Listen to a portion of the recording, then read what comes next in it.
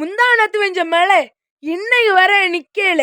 அதுவும் இல்லாம இன்னைக்கு வர ஞாயிற்றுக்கிழமை எப்படியோ மழையோட கோயில் முடிஞ்சிச்சு. இன்னைக்கு எங்க அத்தை சிக்கன் ஏதோ பண்ணிட்டு இருக்கி. அந்த ரெசிபி எப்படி பண்ணணும்னு எங்க அத்தைகிட்ட போய் கேட்போம் வாங்க.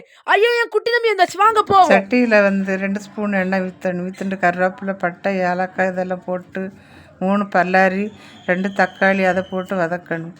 நான் இன்றைக்கி 1/2 கிலோ சிக்கன் எடுத்திருக்கேன். அந்த சிக்கனில் 1/4 கிலோ பொரிச்சதுக்கு எடுத்திருக்கேன். 3 தண்ணி விட்டு அதை கழுவிருக்கேன் சிக்கனை. 1/4 கிலோ சிக்கனில் தயிர், உப்பு, மஞ்சள் பொடி, வத்தல் பொடி இதை போட்டு நல்லா கிண்டு 1 மணிக்கு நேரம் அதை ஊற வைக்கணும். வச்ச அப்புறம் மசாலா போட்டு நான் அந்த சிக்கனை போட்டு மசாலையும் போட்டு கிண்டி எடுத்திருக்கேன். 1/2 முறி தேங்காய், 2 ஸ்பூனு கசகசாவை 2 நிமிஷம் ஊற போட்டு கொல்லாண்டி பருப்பு ஒரு 5-6 கொல்லாண்டி பருப்பு கூட போட்டு அரைச்சி நல்லா அதில் வீத்து மிக்ஸி ஜாரில் போட்டு கொஞ்சமாக தண்ணி விட்டு நல்லா பட்டை போல் அரைச்சி வச்சதுக்கப்புறம் அதில் முடிஞ்ச அப்புறம் அதில் குழம்புல வீற்றுட்டு ஒரு 1/2 கப்பு தண்ணி அதுக்கு கூட ஜாரில் வீற்று நல்லா கிளறி கரண்டி வச்சு கிளறி திருப்பி அந்த குழம்புல வீற்று நல்லா கிண்டி வருங்க. கிண்டி விட்ட அப்புறம் 1/2 ஸ்பூனு உப்பு போட்டு அதே போட்டு நல்லா கிண்டுங்க. கிண்டின அப்புறம் 2 ஸ்பூன் தேங்காய் எண்ணெய், அந்த தேங்காய் எண்ணெயை விட்டு நல்லா அதையும் விட்டு கிண்டின அப்புறம் நல்லா கொதிச்ச அப்புறம் மல்லி இலையை போட்டு அதில் தூவி நல்லா கிளறின அப்புறம் மூடி போட்டு ஒரு 20 நிமிஷம் வேக வைங்க. வேக வச்சாரு அடுப்பு 1/4 கிலோ சிக்கனில் உப்பு, தயிர், சிக்கன் 65 மசாலா, லெமன் போட்டு நல்லா விரைவிக்கோங்க. அதுக்கு மேலே கொஞ்சம் கருவேப்பிலை போட்டுங்க. கருவேப்பிலை போட்டால் சிக்கன் நமக்கு கூட கொஞ்சம் டேஸ்ட் வரும்.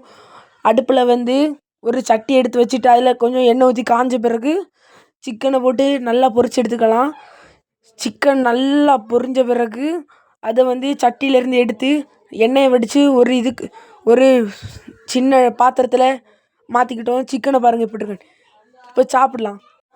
வசி எடுத்துக்கிட்டேன். வசியில் சுட சுட சோறு இருந்துச்சு. சோறை வச்சுக்கிட்டேன்.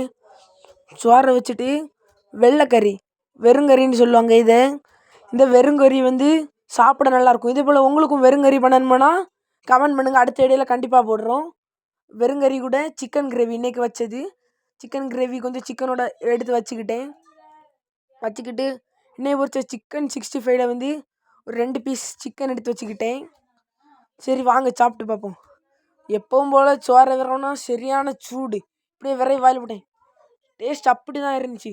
அந்த உடனே சிக்கன் 65ல் ஒரு சிக்கனை பிச்சு எடுத்துகிட்டு அது கூட கிரேவியை தொட்டு வாயில் வச்சா செம்ம டேஸ்ட்டு சோறு கூட சேர்த்து. பாய்.